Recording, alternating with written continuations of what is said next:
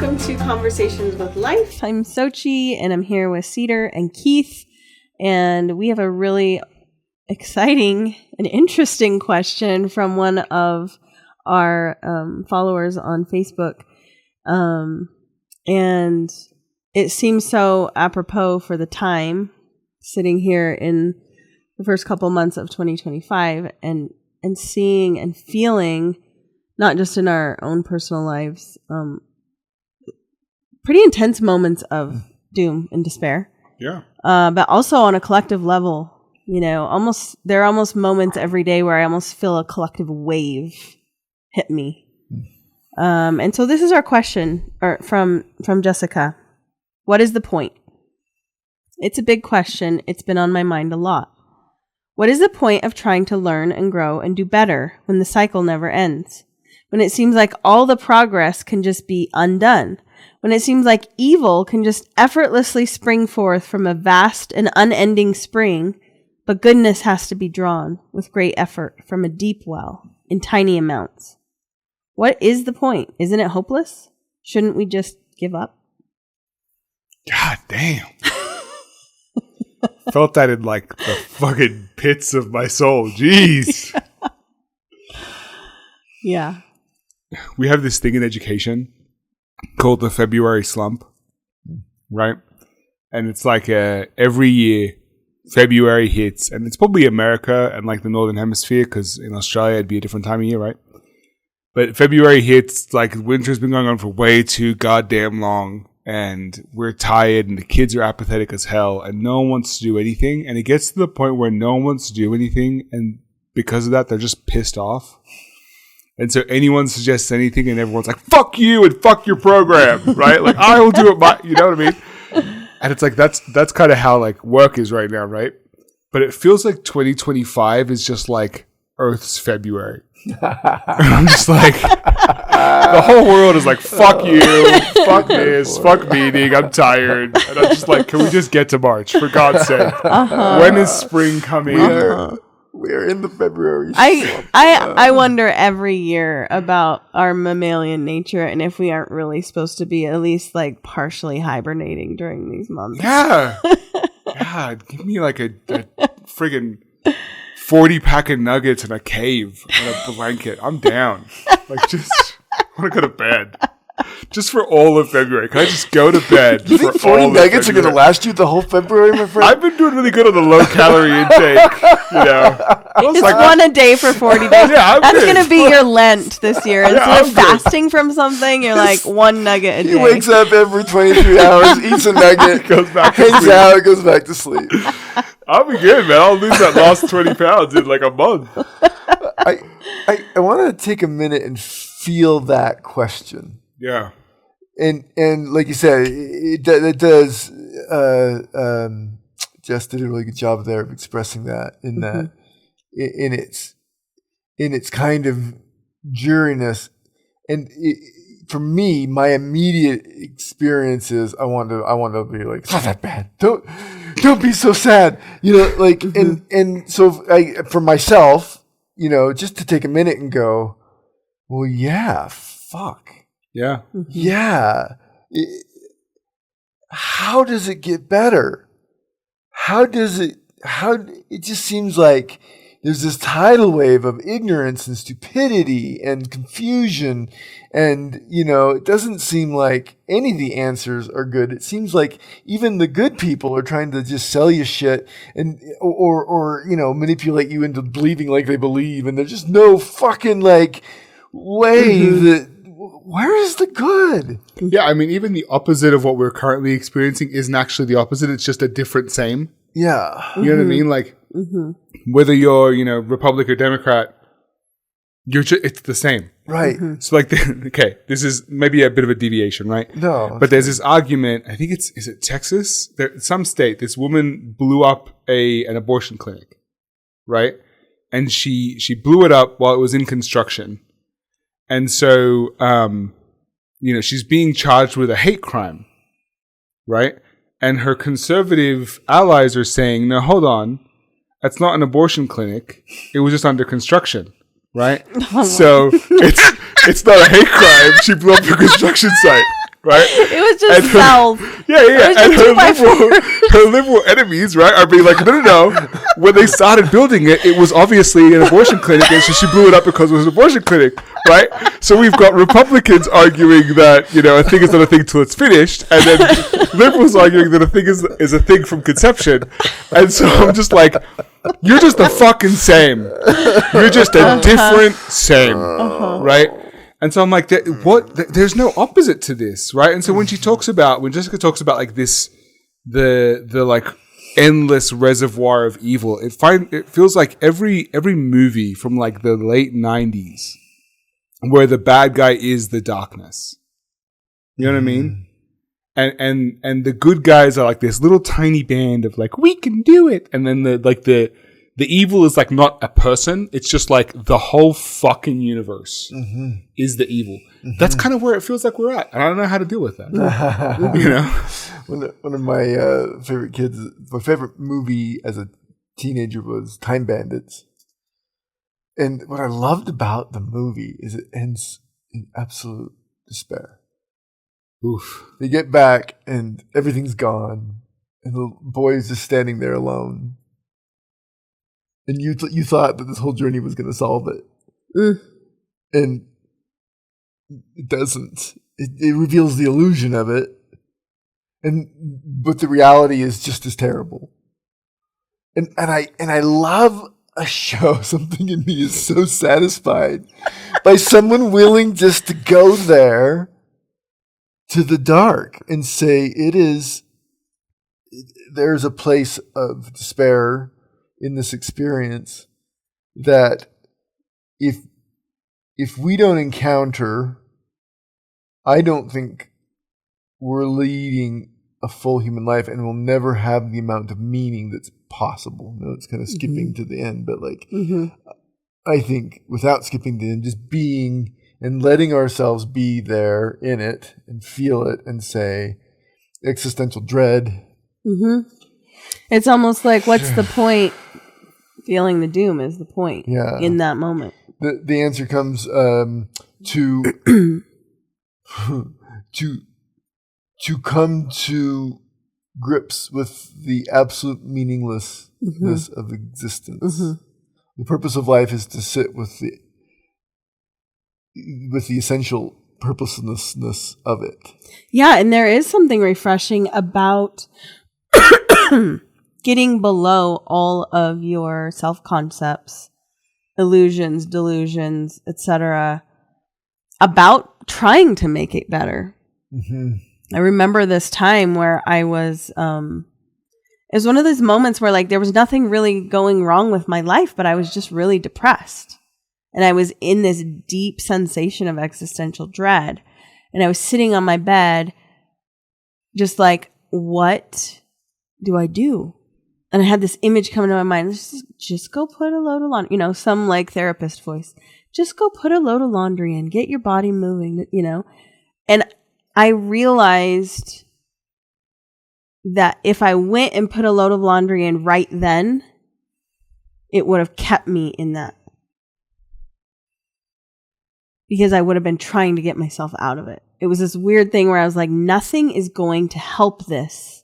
Like, sit down and stop trying and be with this. And instead of trying to run away from that, which, and in that experience, it was like a revelation of basically what my whole life had been, was trying to run away from that sense of pointlessness and hopelessness. And it was just like, sit down, give up. What does it feel like to just sit down and give up? And that was so refreshing. Because I finally got to like stop trying for a moment. It's the hope that hurts. And it's because that hope is based on a false premise that you can make it better, or that it should be good. It should be good, right? That you should be, not only that you should be able to, but that should be the goal. Right. That like the goal is, I mean, the idea of like happiness and like goodness is the only thing that you can want, right? And it's like it's such an immediate idea, right? I have to be happy all the time means that we're measuring happiness every moment instead of measuring it as a scale. And sometimes giving up is the release you need to perpetuate that good, that feeling of like, you know, like I don't really want to advocate the idea of like give up. It's great. It's fun over here at Apathy Land, but like sometimes your body just needs to be like, I just need to be done for a bit. You know? Well, and I think if you can actually be present with that experience, which I almost wasn't, you can see there. I almost wasn't because I had this therapy voice in me that was like, go do some laundry, turn on Netflix, go, you know, like it was cycling through all these coping strategies and being productive to release the endorphins. And if I had actually done any of those things, I think I would have stayed in that depressive state longer because I was actually in resistance to it. And when you're in resistance to something, it's likely to persist. Because I wasn't just like, okay, I'm going to just have this experience and be okay with it. It was, how do I get away from this? And there was something about like letting myself touch bottom for the first time instead of trying to get away from it. That was like, I didn't want or need to stay there for very long because I wasn't in resistance to it. And it wasn't toppling some self-concept of productivity or good person, you know, that I was trying to, you know, grasp. Yeah. Yeah, that resistance is interesting. One of the things that the Stoics say, and you know, Jordan Peterson says a lot of nonsense, but to me, that I think is nonsense. But one of the things he says is, hey, it's not about happiness. Don't make your life about happiness because you just can't do it.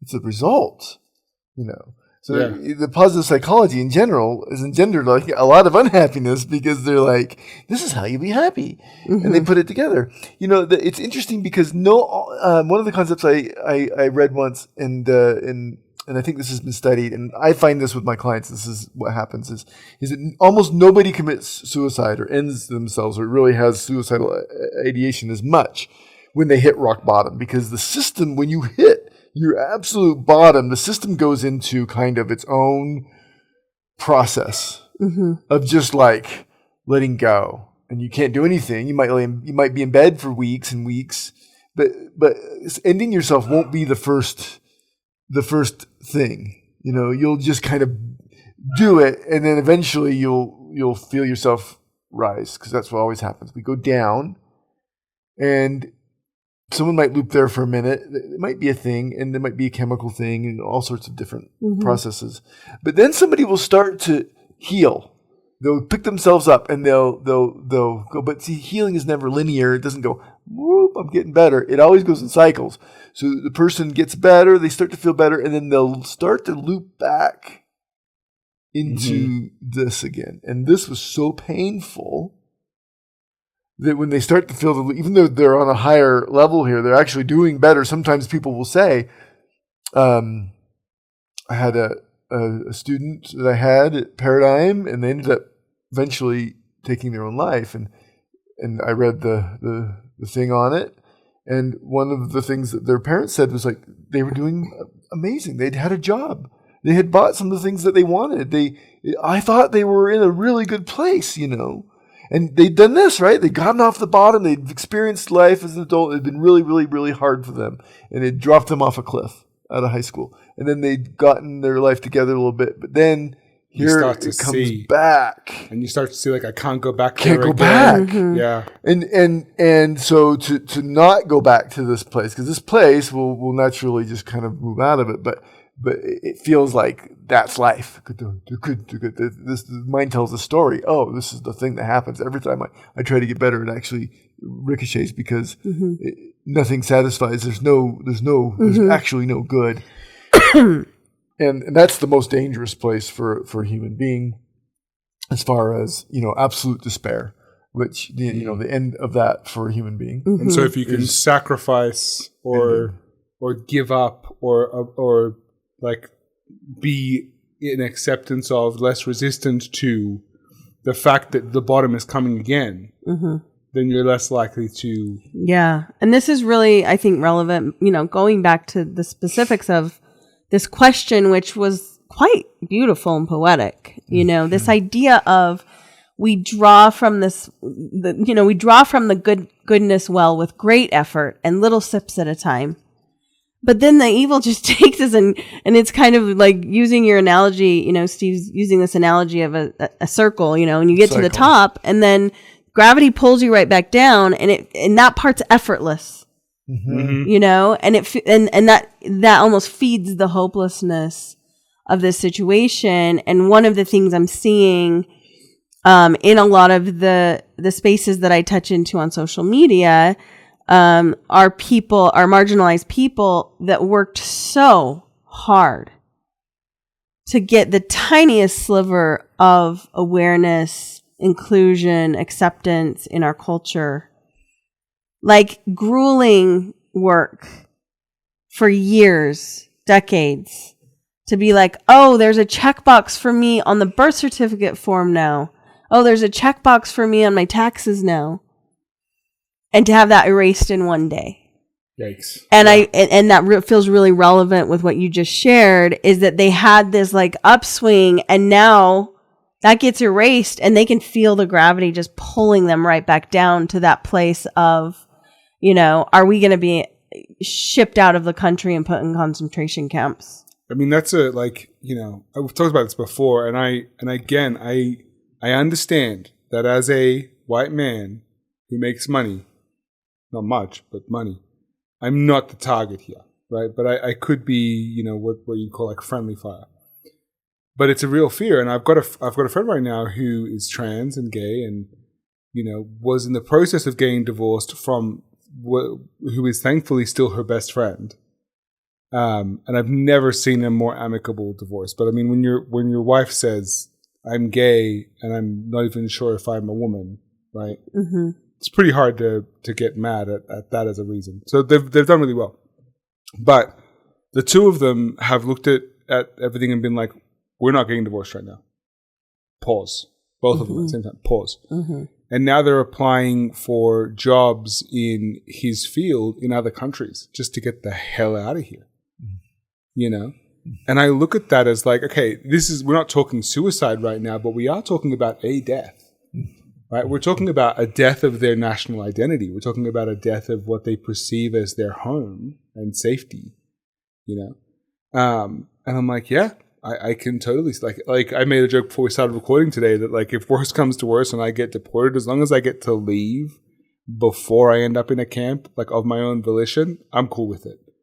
If I never come back to this country, I'll be okay. Mm-hmm. Like I really do enjoy living here, but like that's fine, But when I think about these kids who, like, thank goodness it was overruled at the Supreme Court level. But if you look at these kids who were at risk of losing their actual citizenship for the sole purpose, while at the same time losing the safety of their school as a place where government couldn't interfere. Mm-hmm. For the sole purpose of catching their possibly illegal parents, right? And like the very real fear of that, like that is the epitome of my family escaped hell. We got to somewhere that we saw as like a paradise, and now we're looking down at a potential hell again. It's exactly what you were saying, Steve, of like, if they were still in the hell, they wouldn't be as in despair as they are now looking at the future of hell again, And it's just like, you've got to look at that and be like, was it worth it for us to get out of there just to come back to where we could be in there again? And I'm like, yeah, I don't know. Because there's always the risk of when you go down, you go further than you were before. Mm-hmm. Well, yeah, I mean, maybe it wasn't rock bottom, right? A line out of it's a country song, but it's one thing they tell you. One thing they don't tell you about the blues: if you got 'em, you keep on falling because there ain't no bottom. And who is that? This is great. It was great. I just cried when I heard that part because I happened to be pretty at the bottom at the point. I was like, oh God. And despair is a thing. Here's what I feel and what saves and why despair is worth going through. Maggie Nelson. One thing they don't tell you about the blues is if you got them, keep on pulling because there ain't no bottom. Yep. There you go. Maggie Nelson.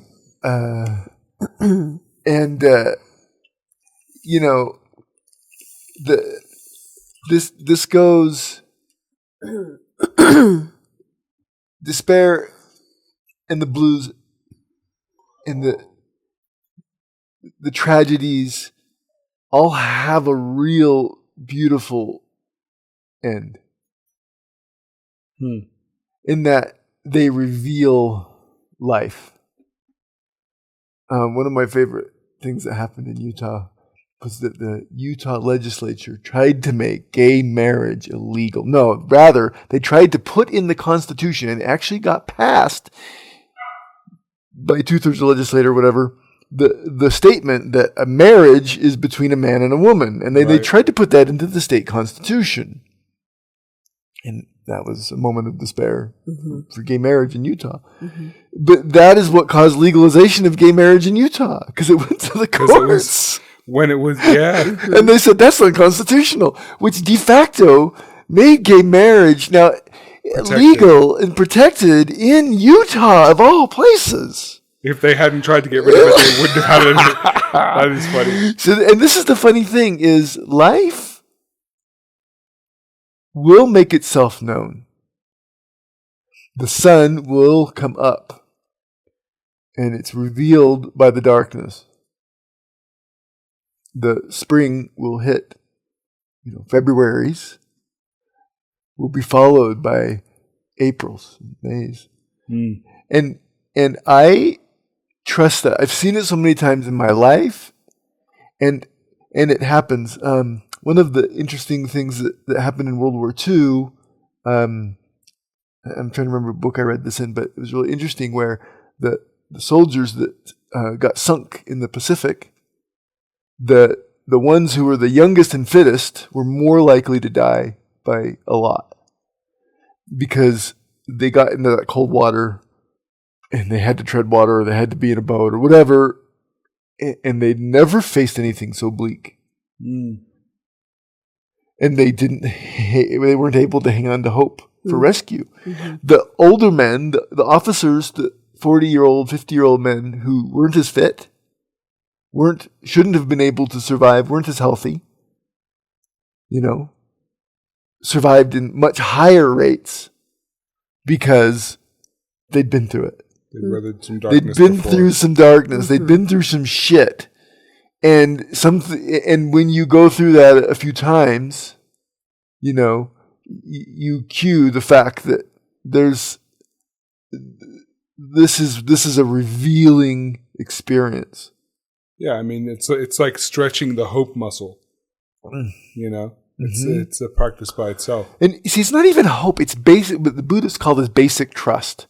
And the idea is that life solves itself.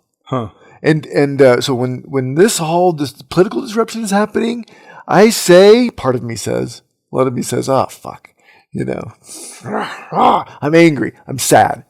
All that goes through. I was just in tears with you recounting that fact that these people fought for this and then it just gets swept away and I can't even imagine, and then, but in my heart, that story creates a resolve to honor people's experience.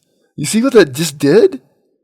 In my heart, and in the hearts of everybody out there who's watching that happen, there is a resolve that says, oh my God, this respect that we owe people to be who they are is important. It's worth fighting for, because there came a time, and this is a real thing, the Black Lives Matter movement and the gay rights movement, right? They both hit, I would say civil rights movement, right? hit a point where everyone was like, cool, we're done. We're good. We're good now, right? Cool. Racism's not a thing anymore. You're good. And the Black Lives Matter movement was like fuck we are. Like, look what just happened. It took a threat big enough to make allied people or people who could be allies sit up and be like, oh shit, it's still happening, before we were even willing to identify systemic racism, right? And the same thing is true to me of this like transgender rights. We're like, yay, they got it on their form. We're good now. Like hell we are. Look at how easy it was for it to go away. It is still under threat. We still have to protect this thing, right? And the same thing is true of basic human rights. For so long, we've been like, oh, America is a place where we respect basic human rights. Motherfucker, we are threatening to ship illegals to Guantanamo Bay. Yeah. Do you know what happens in Guantanamo Bay? No, you don't. That's why it's Guantanamo Bay. Right? Like, it's awful, and I feel like I'm devastated. Like, I've got students who just did not show up for school for a week after that was like expressed. Because they were afraid of what would happen if they showed up, right?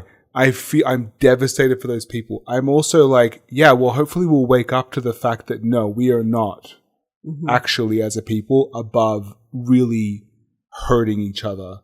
Yeah. You know, and actually where this goes, this they'll come and take my jobs mentality, where it actually leads is putting innocent people and families at risk, putting kids in the line of fire. To make it so what? So you can build a porch instead of having somebody else do it for you, like, you know what I mean? So that you can get in the fields and do the farming at minimum wage, you know, so that no one else comes and takes your job. Like, you've got it's almost like the universe is like, I have to show you this is still a problem. Yeah. You know? Yeah, I have a relative that has been waiting 8 years for their hearing on getting their citizenship. Yeah. And they chose not to go because in their area, police were basically hunting people that were going to these hearings and arresting them on the way home. Yikes. And so it wasn't worth it to that person to go, even though they'd waited for 8 years, you know, to get this. Yeah. Well, in my heart and mind, you know, there are bigger questions here. Why do we let the state define people? Why do we create these legal categorizations of who's acceptable where and how? Right? Okay, there's safety concerns, blah, blah, blah, but those are way, way overblown. Oh, yeah. And there's so much in that is so ridiculous that we've given the state legal process, people who mostly represent business interest, the power to tell people whether they exist as whatever they are or not. And why do we listen to these fuckers? Why do we listen to the religious people and who say it isn't, or the state, you know? So all this is, my point is, this is revealing. When shit goes down like this and humans start to work against each other, and it gets bleak and it gets bad and it gets like, oh my God. It is always, there's in that despair, there's information about, there's, you know, so that this. It creates movement. Creates movement. Like, I feel moved. Yes. Okay, this has my attention. I feel moved. Yeah. Yeah. And I think, you know, we've all been stagnant for long enough that there is some energy. Yeah, on a lot of different fronts, you know. And so, you know, let's just move. I want to move away anyway. We can keep talking about it, but I want to move away a little bit from the political and just to kind of go to the human. Right. This is not a politics or even a last 2 months or a last 20 years thing. We've been doing this to each other and ourselves for all of time. It's despair, and there have been so many episodes of despair in human existence, ones that we can't even imagine, that threaten not just you know, our sense of being or identity or whatever it is, but our survival, our survival as a species, even. You know, and I think we'll get to these places. I don't think it gets better without getting worse. So, you know, I can just say we're fucked. You know, in a lot of ways, things aren't going to be good. And so let's just give up. Yeah, I mean, there's also this like element of like, what is good? You know, like people are like, it's got to be good all the time for it to be good. I'm like, that's not how the world works. Like, that's not how even like science works. Like, things are up and down and up and down, and they return to the mean overall over a long period of time. Like, stability is just a long view. Nothing is actually stable on the micro level. Everything is moving all the time and is always crazy. And it's when you look at the long term that it becomes stable, right? So I'm like, if everything was good all the time, like, when have you read a utopia fiction and it actually is a utopia? It's always some messed up shit with a kid getting abused in the basement, or, you know, Big Brother controlling your brain. It's never actually good when it's always good. Yeah. You know? Yeah. It has to have both. And I resonate with that idea of good being so hard and good feeling so hard to draw and badness kind of coming in waves. But I also think that when we're there, I think what we've done is we've become out of balance, right? So the purpose of that, and we get out of balance, and it's fine to be out of balance. It's fine to be depressed. Depression, if it's just left, you always almost corrects itself. In 90% of the cases, if someone says I'm depressed and they're clinically depressed, they'll go back, unless you try to fix them and tell them that they're wrong for being depressed, right? And you know, like, one of the problems is that one thing will move to the next, but it will find equilibrium. And can we how do we ride that out? Can we ride that out to where, and can we create faith that equilibrium will create itself, and that we'll have this happen? You know, that to me is the question. Yeah, and we talked about this a little bit with our last question about the importance of art. Yeah. And that's coming, you know, forward as like, how do we ride out some of these waves? And I think art is a really beautiful process that can help us express the experience of hopelessness moving into equilibrium. I think another thing, just from a personal level of, you know, what I've been coming to in these waves of despair that I've felt on this almost daily basis since the, you know, turn of the year is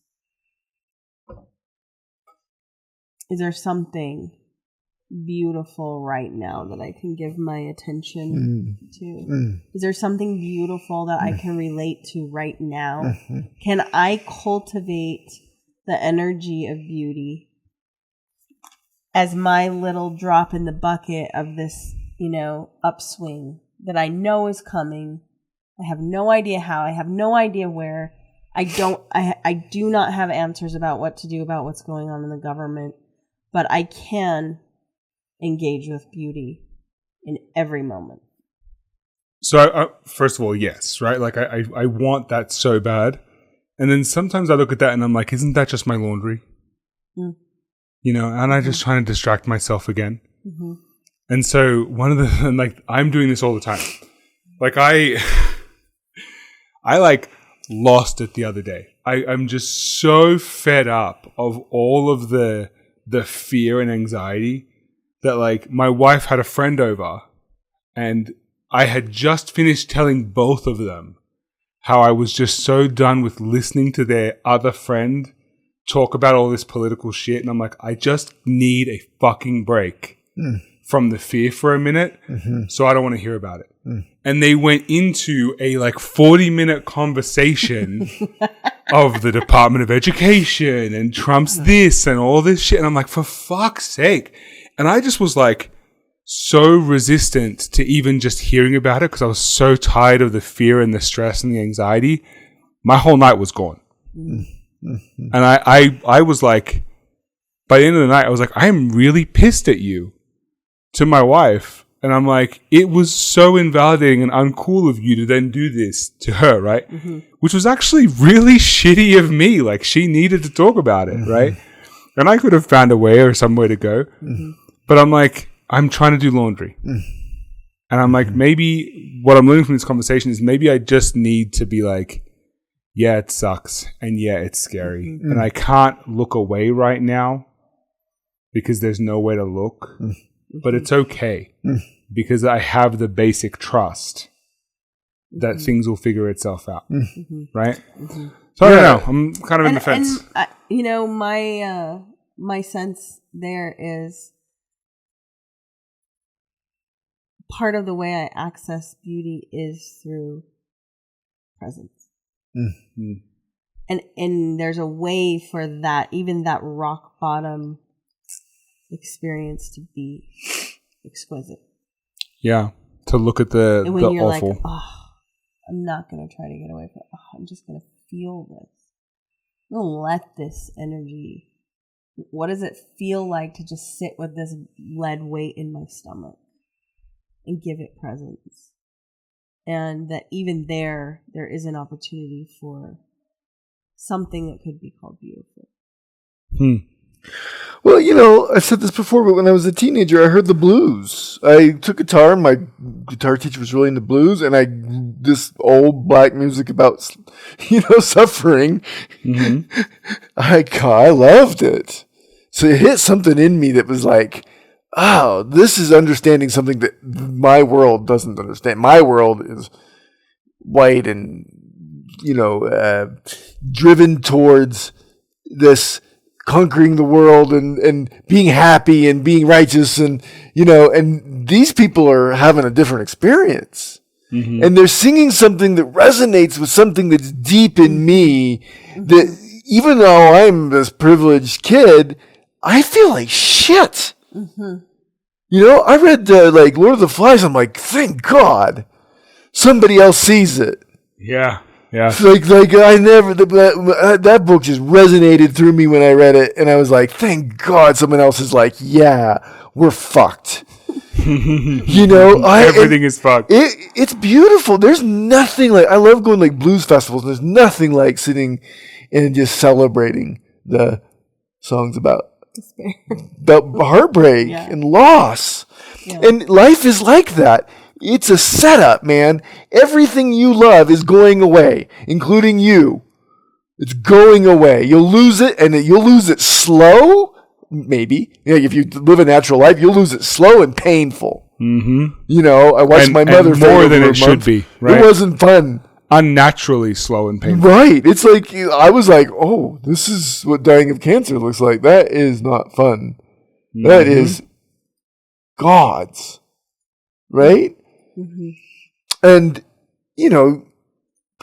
add to that other things. It's just not gonna. You can't go count on it going well, and you can count on lots of loss, and that's just the way it is. And something in me finds an exquisite beauty in it, even the loss. And without even the loss, I can't feel the other. So when I encounter the loss as a part of the beauty, it balances itself out. And then I can find what Terence McKenna calls as an aesthetic. But what I hear in aesthetic is the beauty of life. I can actually see things in their context, and a good aesthetic finds its energy in the game and says, yeah, this is it, man. This is where I can be and live in beauty. And I can hear music and I can make love even though we're dying and it's painful to be alive. And I can sing and I can wake up and feel the sunlight on my face. And none of that feels like I'm trying to get away from anything. Right. Because I'm just in it. And that's the thing is like the what's the point? I feel like is the saddest question because it's like, yes, there is a lot of shit going on right now. Mm-hmm. But why should that take away from all the beauty of stuff?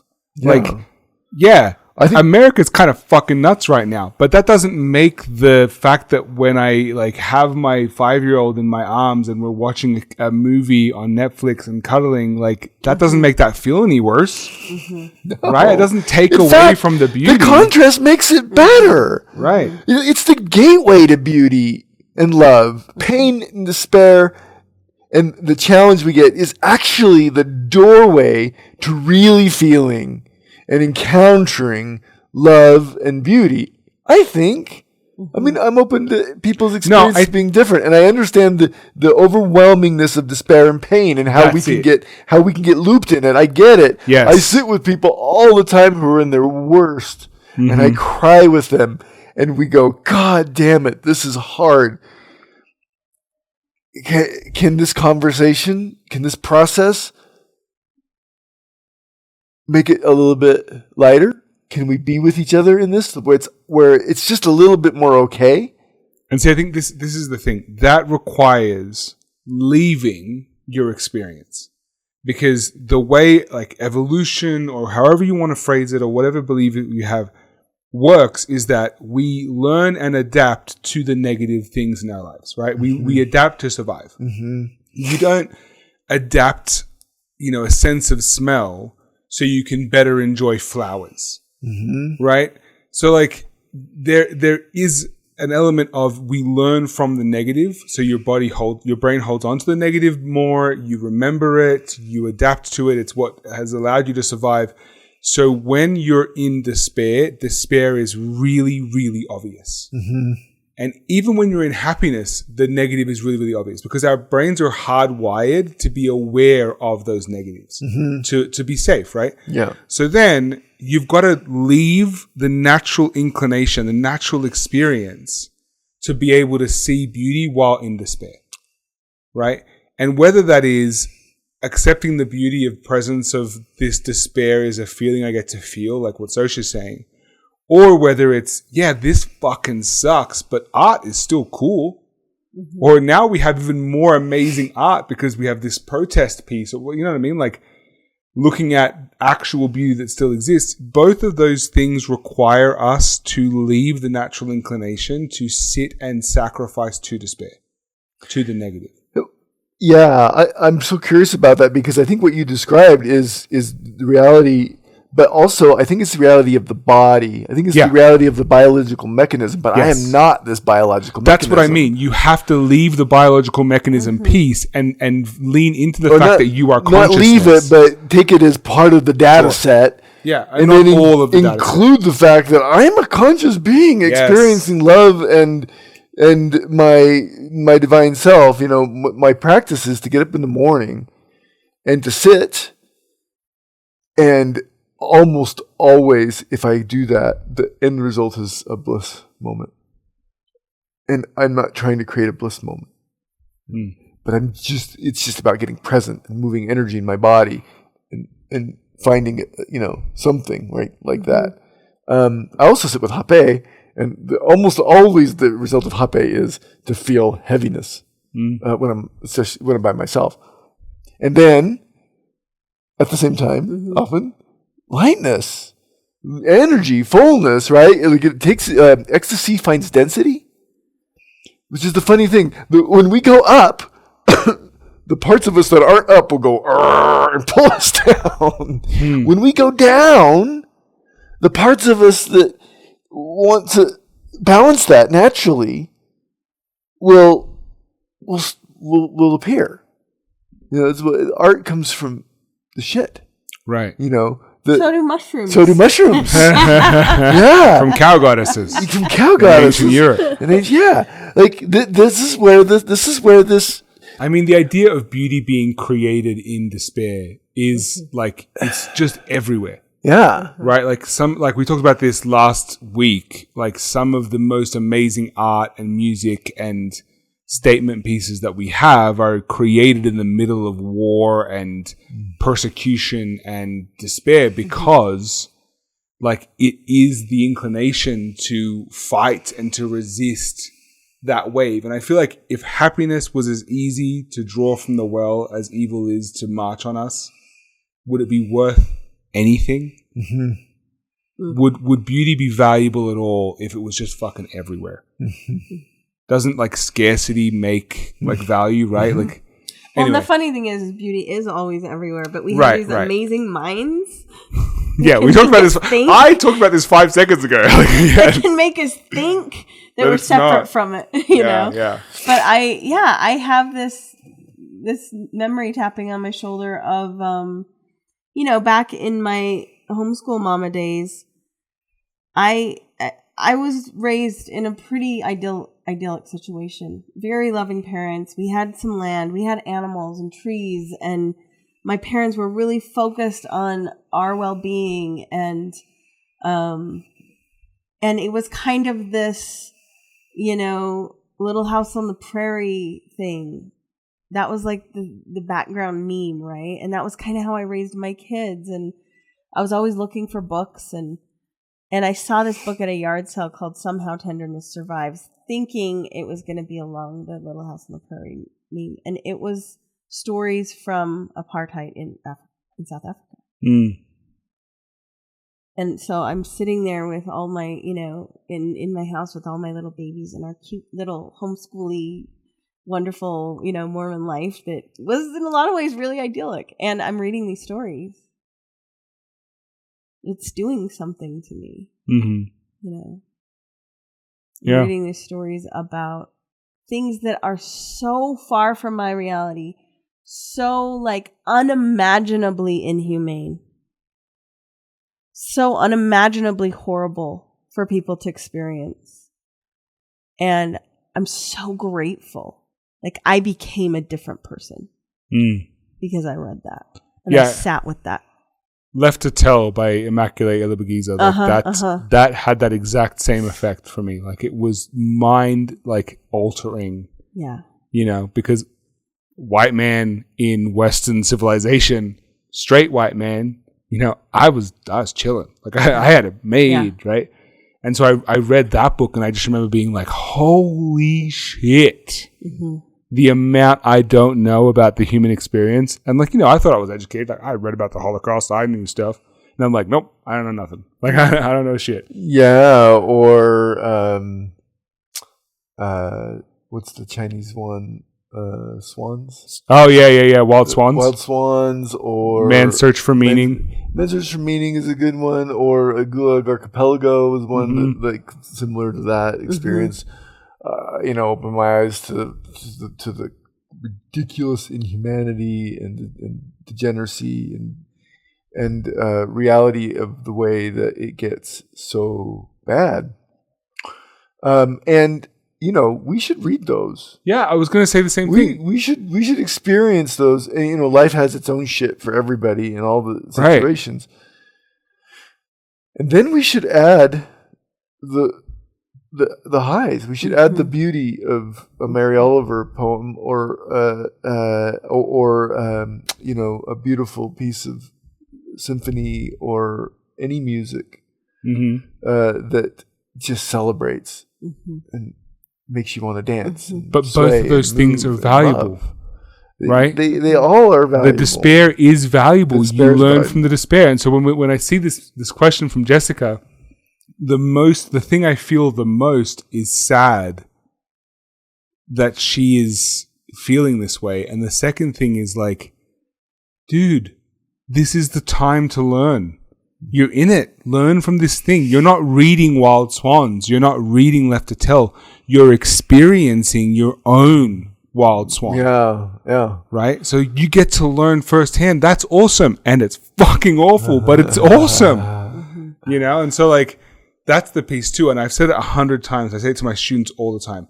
You never learn from a space of comfort. Yeah. And like, that's beautiful. And in a way, you can't just go there, but you can be in the despair and you can feel it and you can be with it. And then you can look for the opening, the doorway into beauty that's there, and everybody's kind of way to do that is their own experience. Yeah. And another thing is some of us are really gifted at despair. I mean, biologically there's a happiness set point that for some of us, like myself, I tend to have a lower happiness set point. I tend to be melancholy. I have been accused of having resting bitch face, and some people think students used to always say, "Are you mad at me?" And I'm like having the best day of my life. I'm like.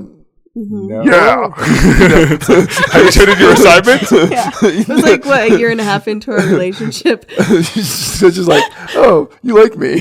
Somebody else was like, man, he really loves you. And I'm like, He does. he likes me. But it's because I'm so wired to attune to people's facial expression. And there's just this, Yeah, I have the best weakness. I really love this about myself. I don't know fucking shit about what people are feeling sometimes. Sometimes I have the trauma empathy thing, and that's a real thing. But my wife would be like, "This person really doesn't like me," or oh wow, that person really was not nice to you. And I was like, really?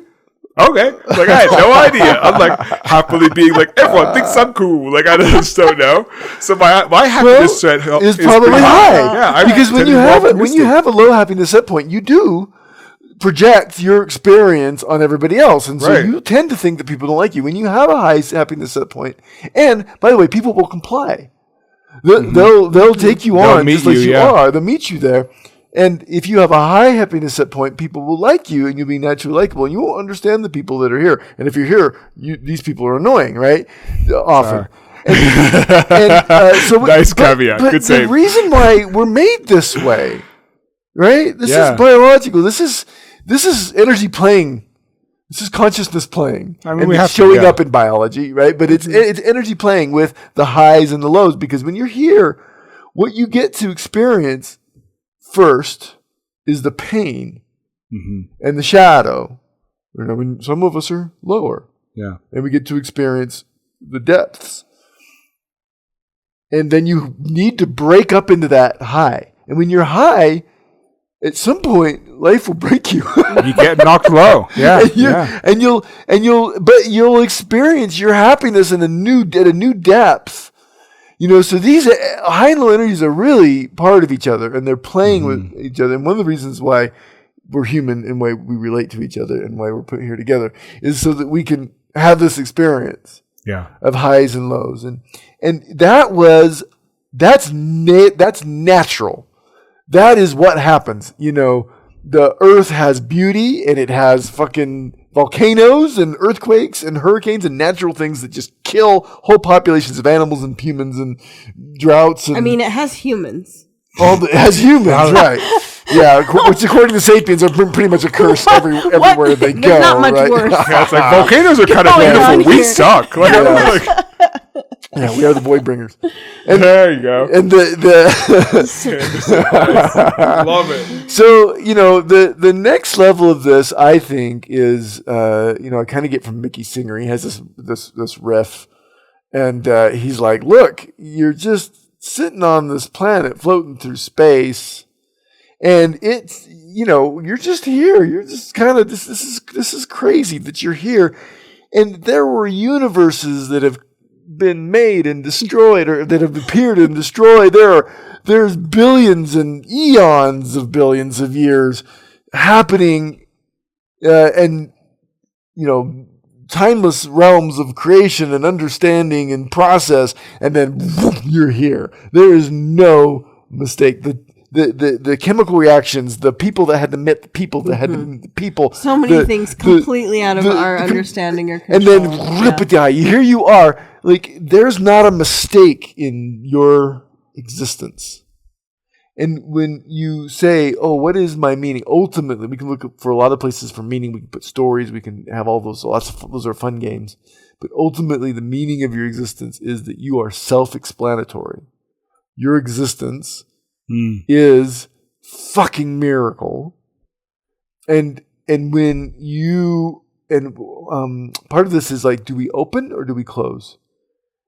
And if you can open to life as it is, see the context, don't feel preached at by that. Don't feel forced that you need to see this and you better be happy or you're broken. That'll close you. It closes me. but when I really consider all that, and I really just say, oh, all the crazy things that have happened in my life to get me to this crazy place I am. I mean, I was leaving my high-paying job as a substitute teacher the other day, and I got in my car, which has half a bumper, and the tires are worn, and the power steering is currently broken. Yikes. And I'm on empty, and I'd just been doing this high class job that as a substitute teacher. Going to visit my ex-wife, and my kids that I don't get to live with, and what else? And my bank account, goes cling ding. You have under $50 again, for the third time that week. And I'm looking at this experience going, I suck. I'm not doing it. I'm not succeeding. I am like if you were to picture a loser person in a movie, I would be a pretty good example Yikes. of being having a pretty terrible life. But I'm driving home, listening to my CD player, the CDs that my brother had burned for me, good old prog rock, and I was just high as a kite. Yeah, just happy. That's a fucking skill. I suck. I suck, and I'm listening to prog rock on a janky old CD player, driving my janky car in this whole shitty situation, and I feel good. God, I hit a roadblock and it derails me. You know what I mean? I hit a speed bump and I'm in a 3-car pileup. You need to hit more roadblocks and just get completely destroyed. I need to be in the Pacific Ocean more, waiting for those fucking boats to arrive. I haven't experienced enough pain. But my emotional resilience. So I might have a happy set point or whatever, higher happy set point. But my emotional resilience is lower because I've experienced less of that negativity. So when I hit it with the divorce and with the freaking job change and all the things, it about near killed me. You know what I mean? And I experienced something as mild as a conversation not going the way I like and me having to confront the fear again, and it pisses me off all day. So, I don't know which of our two lives I'd rather have. But I damn sure know that I want to be able to drive a bold-ass tired car with no power steering and still think I'm having a fucking good day. Whereas I'd be like, when the hell can I get to the dealership? Because this sucks.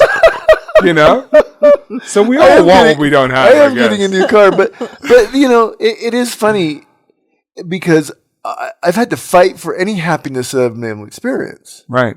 And when you're that depressed kid in high school, and you think everybody hates you, they do. They tend to do that. Yeah, I mean, you tend to be the victim of bullies. It reinforces your pattern. Right. And so honestly, just to gain any kind of acceptance and happiness and understanding as a young person was a real fight. And when I get dark, I go really dark. Right. I can go darker than you. I'm sure. My dark is like a mild gray, and you're in fucking Vanta black or some shit, and I'm just chilling on charcoal. I get it. I understand. No, I'm just having fun. But everybody gets their own pattern in their own way, and I really value all of them. Yeah. Bright happy people used to annoy me. I used to always think anybody that was happy and smiling was fake, right?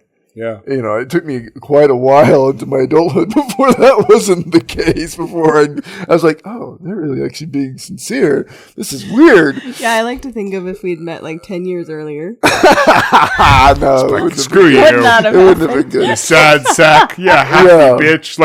Not okay. Yeah. Now you guys we're the best of people. We love each other. Yeah. My ex is like that. She's very high. She just naturally, right? And then until she falls off that pedestal, but I'm just the opposite. We balance each other out really nicely that way, And you'll often do that. You'll find yourself in a relationship with somebody who will kind of meet your process, and you can respect each other's process in that way. Yeah, and that's the human game, and then that's the game that time is playing too, with and justice and love and right. Love comes, love goes. Freedom comes, it goes. Respect comes, it goes. And so Money does comes, despair. it goes. And so does all the despair. I mean, you can say just on the other side, right? Loss comes and goes. Yeah. Despair comes and goes. That down moves through. Like, it does. Sometimes it seems to take its time and it sticks. Yeah. Sometimes the evil feels like a wave, It but does. even waves ebb. Yeah. Right. And so, like, going back to Jessica's question, like the despair goes. And while you're in it, it is cultivating depth and richness that will make everything about your life more alive. Yeah. And so, yeah, I just kind of want to wrap up. What is the point? And I would say you're the point. The point is the point. How present can you be with you and exactly where you are right now in this point, in this space and time moment? And is it worth it? Yes. That's my answer to that. Yeah. Right now, despair is the point. And that point, even though it sucks, is still beautiful and has something to teach you. Yeah. Thanks for joining us today. Conversations with Life. This was a deep-ass conversation. This was a really big one. We would love your participation, your questions, your feedback. If you would like to appear on our show, please reach out to us. You can find out more about the services we provide on www.soulandspiritwellness.com. We also are on Soul and Spirit Wellness on Facebook, Instagram. This podcast is on all the major platforms. Please like, share, subscribe, and tell your friends.